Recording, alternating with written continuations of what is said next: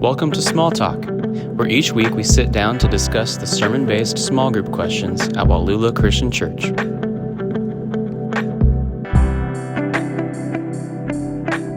Welcome back to another week of the Small Talk podcast. We're going to be talking a little bit about Revelation 4 this week. I'm Klayton. I'm joined with Lance and Craig, and Zach after COVID and CIY is able to join us this week. So how are you guys doing today? We're good. Just glad to be back. Good. Zach, we're glad you're here. So start off, I've got a question. Is that have you ever found yourself someplace you weren't supposed to be, and kind of how'd you get there and how'd you feel? What'd you do? Zach? Zach's ready for this one. Of all the questions, I was most excited. I was like, we were at our high school conference this past week, CIY Move, and I was reminded, and I told the students there, the most trouble I ever got at one of these things was I almost got kicked out of Move when I was in high school. We were in Illinois, and some girls came out of the bathroom, and they said, "Guys, you'll never believe it. There's like when you first walk through the door, there's just a lounge. It's just couches and stuff, and then there's another door, and that's the bathroom." And they said, "You should come check it out." And we're like, "That's the girls' bathroom." No. And they said, No, it's fine. It's the lounge area. It's like there's nothing going on. There's still another bathroom door. And we're like, "Sounds good." So we hung out. We were sitting on the couches, and there was like 6 of us. And a lady comes in and says, "I don't think you're supposed to be here." And with total confidence, we're like, "No, it's fine. They're just couches." And so it was some sponsor, right? And then so she, I guess, goes to report us. And so Robin Seigers, who was the lead of that conference, came and needed to have a talk with us, and immediately said, "Well, you're going to have to go home." And I was immediately just freaking out, thinking about what I'm going to have to do and this conversation I have to have with my parents, and he just goes through this whole thing while I'm sweating. I don't remember what he said because I was super scared, and I was like, I don't ever get in trouble. And so finally at the end, he started talking about grace, and then he said, so I don't remember. I was so scared. And then he said, "So for that reason, we're going to give you guys a second chance. You don't have to go home. You just need to call your parents and let them know what you did." And so it was a total scare tactic, right? And it completely worked. I have yet to go into a girl's bathroom since then, but I for sure was not supposed to be there. The door was shut. It said women should not have been there. So that was that, yeah. That is a fancy bathroom, though. I know. With a lobby. Guys didn't have anything. Yeah. No. Mm-mm. No. Yeah. Huh. It was a nice couch. Interesting. That's good stuff. Well, it's good to know that our youth pastor has not frequented women's bathrooms since then. Not there. Yep. So that's good. That's good to know. So, you ever been someplace you're not supposed to be, Craig? Yeah, I when I was in college, I was playing drums in the college vocal jazz group. We went to this jazz festival in Greeley, Colorado, and the director took us to like really nice restaurants, and he like spoiled us while we were there. So we went to the Stanley Hotel, which is in that area, and the Stanley Hotel it's a really historic hotel in Colorado. It was the place where The Shining, like inspiration for writing that whole story, and it's known for ghost tours. Like people go there for ghost tours. And so while we were there, we just kind of walked in to check it out. But then a few of us saw this tour group going in like underneath in this like basement, like narrow hallway thing. And so we're just like, well, we're going to follow these guys and jump on this tour. And we get about 10 feet in, and then the tour guide turns around, and then everyone else turns around and looks at us, and everyone else has a sticker on their face. Yeah. And that's how they identify who's on the tour. Yeah. And so we just stood there and didn't say anything, just kind of like acted like, "Oh yeah, we're supposed to be here." Our stickers fell And then off. we realized, we didn't have a sticker on our face, and we get called out, and then we have to leave. But it was kind of that moment where we were just like, and we didn't know what to do. Yeah. But yeah. try to get in on a tour. Sticker on the face. I know. I guess it works. Pretty clever. Yeah. Yeah. You were just like, we're the ghosts. We're here. Boo. Huh. Well, I don't know. I couldn't. I wasn't. I didn't think of it. I'm sure I've been someplace I shouldn't have been, or I wasn't supposed to be. I'm sure I could confess something today, but I couldn't think of anything. I just read a story though about a preacher in New York City who, in their Sunday morning worship service, I think there were 3. I'm not sure. These armed men came into the church service. So that's a terrible thing. You know, they have guns and their masks and all that stuff. Comes into the worship service and orders everybody to get down. And they rob the preacher and his wife of what various news reports have said was somewhere between $400,000 to $1 million worth of jewelry from the pastor and his wife. What he was wearing. What he had on, right? Wow. What they had on, and so that's the story, right? And so I think a couple things about this story. I think if you're preaching in $400,000 to $1 million worth of jewelry, it could be you're in the wrong line of work. I don't know, but it could be. But secondly, I thought if there are criminals out there looking for churches to rob on Sunday mornings, Wallula's probably the wrong place for you to go. Yeah, I'd say so. You're not disappointed. You're not. Yeah, you're not coming across $500,000 worth of jewelry on stage. No. You save that for the weekday. Yeah. Yeah. Wednesdays are my flashy jewelry day. So, yeah, no. So anyway, you'll be in the wrong place. So, yeah. But what I really want to know, Klayton, is have you ever been in the wrong place, someplace you weren't supposed to be?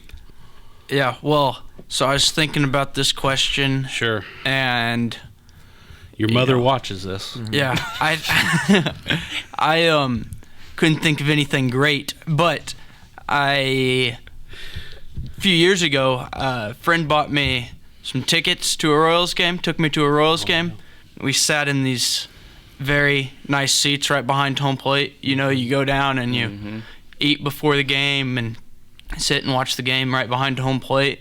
And I just remember when we went in to eat, thinking like, this is not a place where people like me hang out very often. I shouldn't be here. You know, this is too nice of a place for me to be at right now. So yeah. That's a pretty safe story. Yeah, it is. Good one to share. It's a good one to share.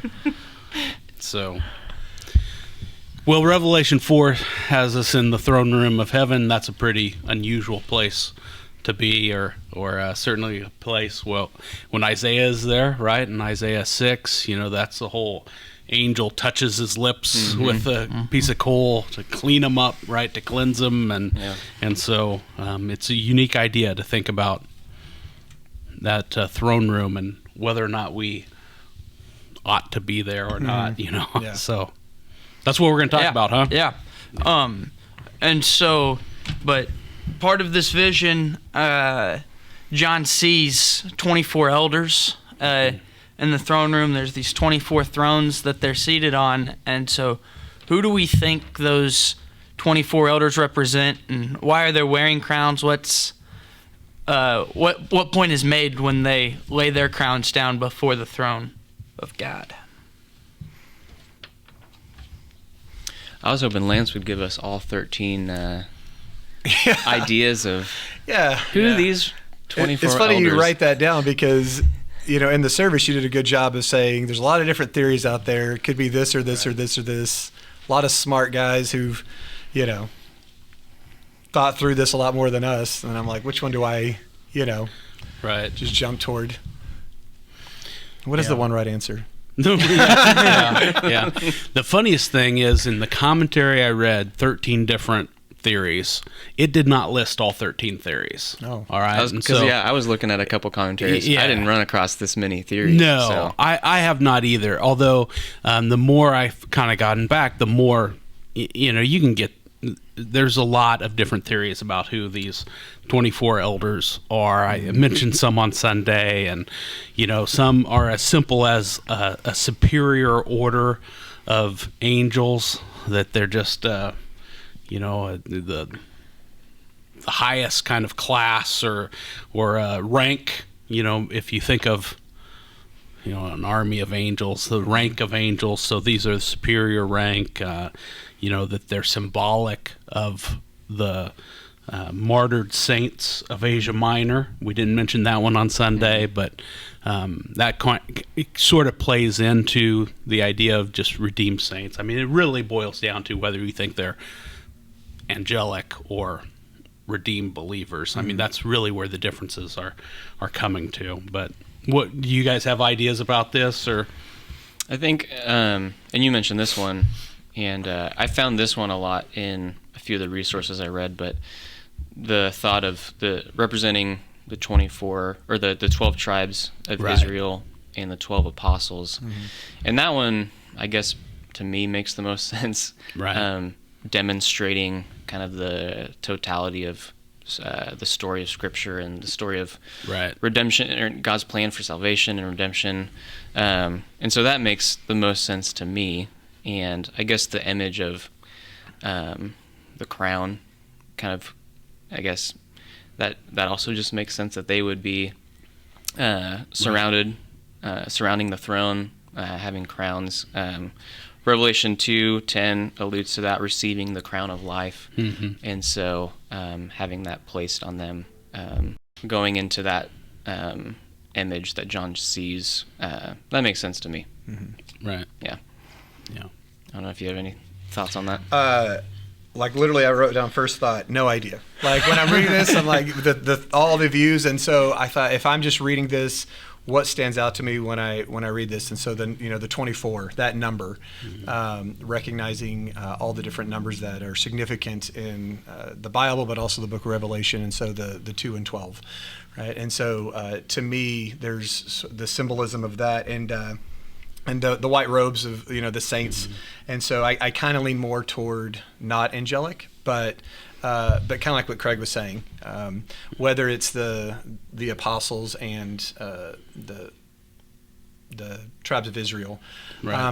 But then I take a step back and I say, even if not, like, what is the thing that's being communicated, even if we don't know who they are, and it kind of goes on to the second question of throwing their crowns down. Right. Like what are we actually seeing here? And that's really, Right. no matter who they are, that's kind of what I gravitate toward, of the significance of that, that these, whoever they are casting down their own crowns, and what is the significance of, the idea of giving up power and laying it before God, right? And this idea of sort of this physical view of worship, and basically they're replacing their power for worship. Yeah. And so that's what really struck me Right. as the significance of all of this. Right.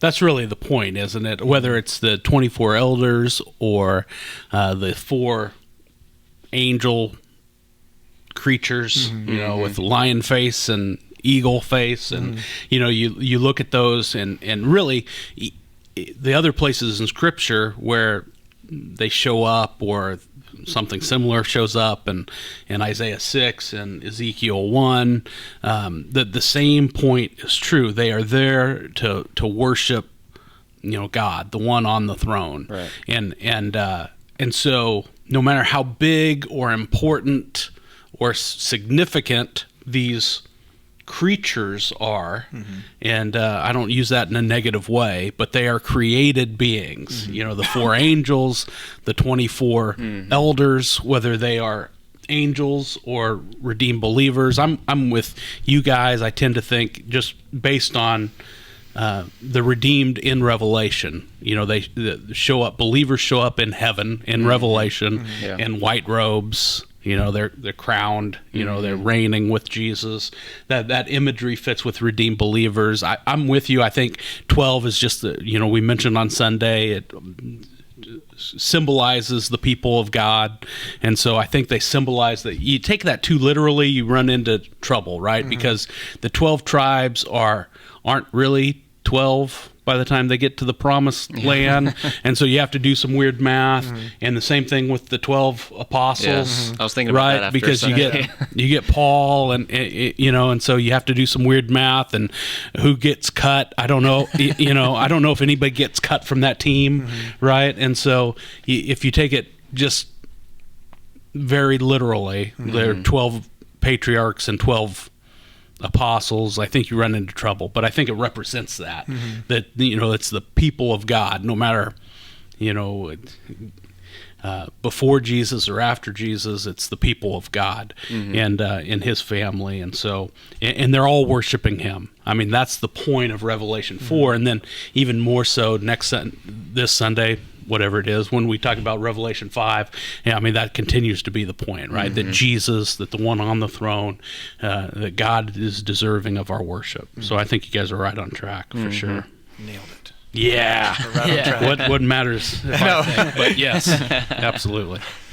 Yeah. Speaking of worship, though, in Revelation 4, just what does this teach us about worship? And if praise and worship of God and Father, Son, and Spirit is going to be a defining characteristic in the new creation, how should our lives reflect that here and now? One thing that stood out to me in reading Revelation 4, and I was talking to Zach about this a little bit yesterday, in a book that I mentioned last time we were recording, Reading Revelation Responsibly, the author, he gives 3 different, lenses, to read Revelation through. And the first one is, he calls it pastoral prophetic, which makes sense. He's getting a vision. It's prophecy. He's pastoring these people, sending this letter to them. The next one he calls theopoetic, just because all the symbolism that happens within Revelation. And then this last one he calls theopolitical, which that was a new one for me. And so I had to read and really kind of try to understand what he was mentioning and trying to help us understand. And it really stood out to me in Revelation 4.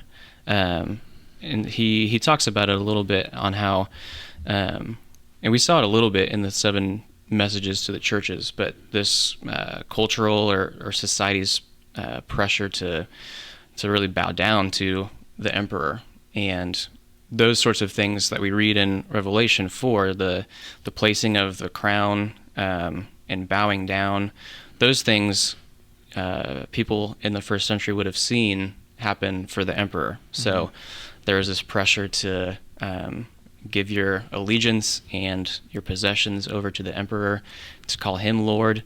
And so calling this a theopolitical lens, John's really saying that God's the one that's on the throne. And we see the 24 elders surrounding, handing their crown over, saying that God is the creator, we're the created, so we're going to worship him, handing their allegiance over to him. And just the fact how many times even the phrase on the throne or the word throne is mentioned is kind of like trying to drive this point home. Like, God is the one that's on the throne. We need to really understand this. Yeah. And so it's like 60 times or something like that in Revelation. Yeah. It's off the top. It's a lot. Yeah. Yeah. So that really stood out to me, just how much John is driving that point home.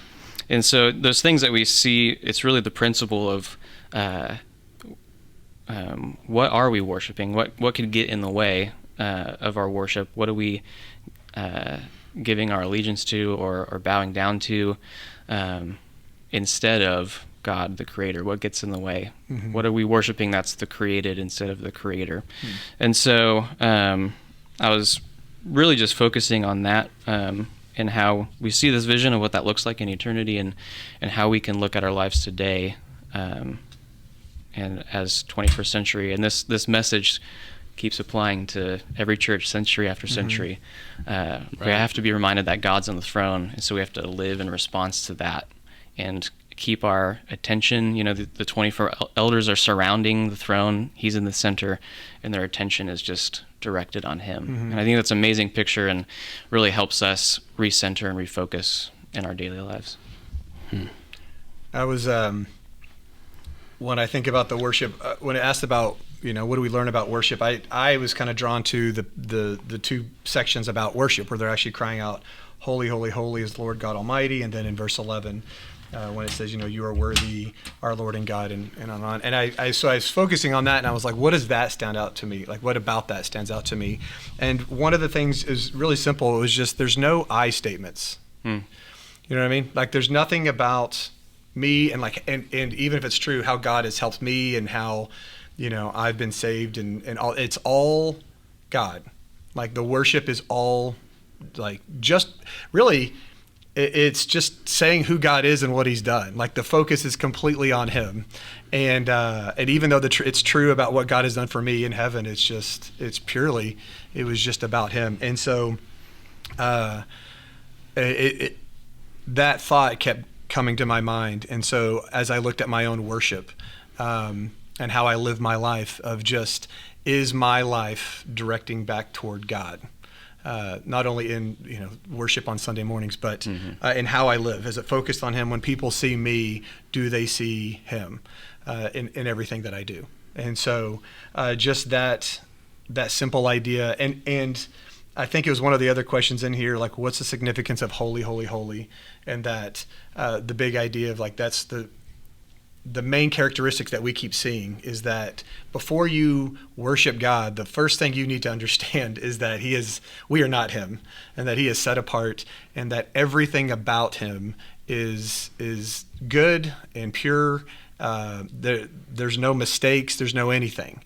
And we are not like that. And so when we have that posture of recognizing who God is before we come to him, it creates a sort of lifestyle of worship, not only in how we sing or how they sing in Revelation 4, but also how I live my life, of having that attitude of there is no fault in him, and pursuing him is the greatest good.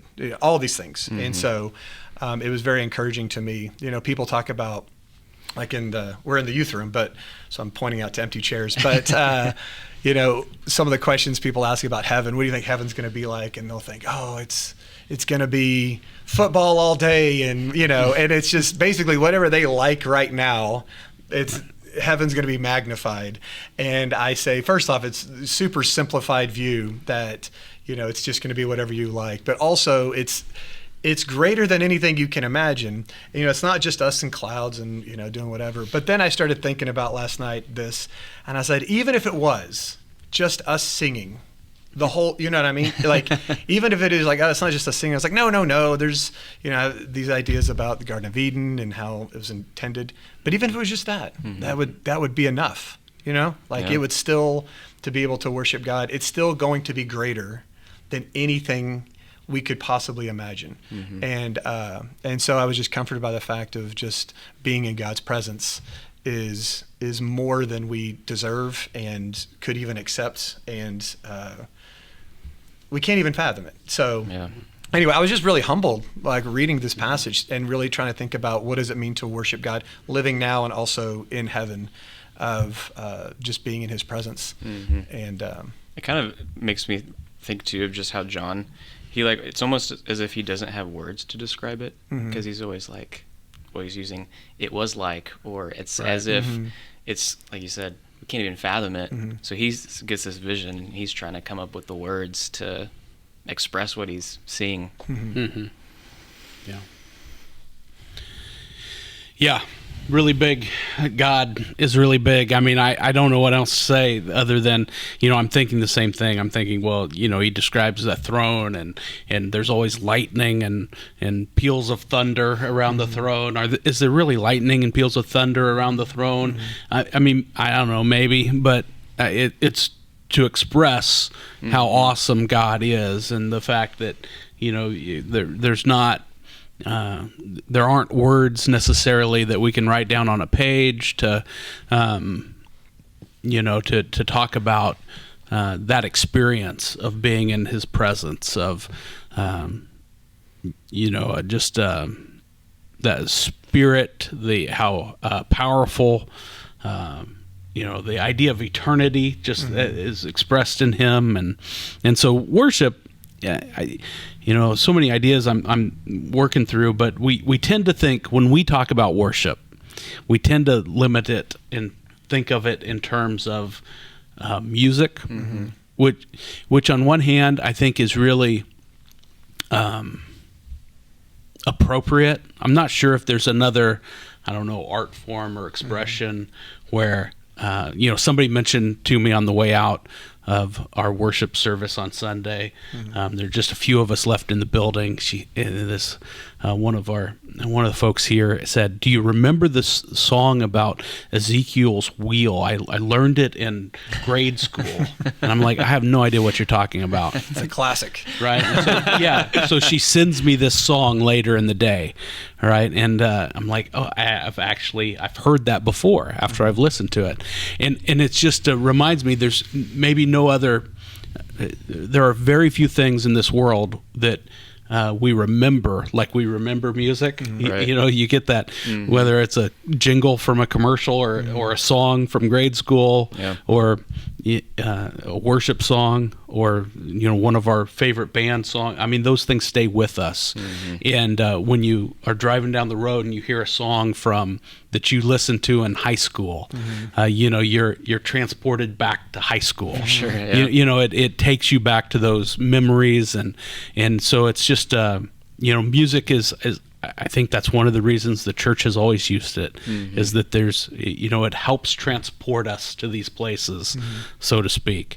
But it's also incomplete, completely incomplete, if you can say that, to limit worship to music, because it's not, we talked about even physical posture, and there's not one physical posture that bow down. That Greek word is used over and over for worship. Right. In Revelation, it means literally to bow down, but worship isn't just continually bowing down, or lifting our hands, or it's an awareness of who God is, and then a response to who he is. And so that can take all sorts of different forms, and probably should.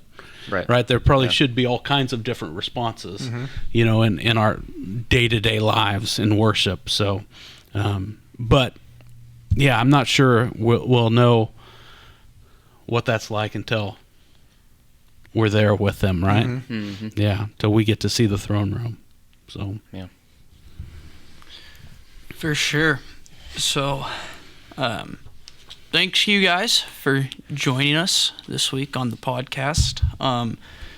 Next Sunday at Wallula, we'll get into Revelation chapter 5 at 9 and 10:30. So we'd love to see all of you guys there. We love you. We'll see you next week.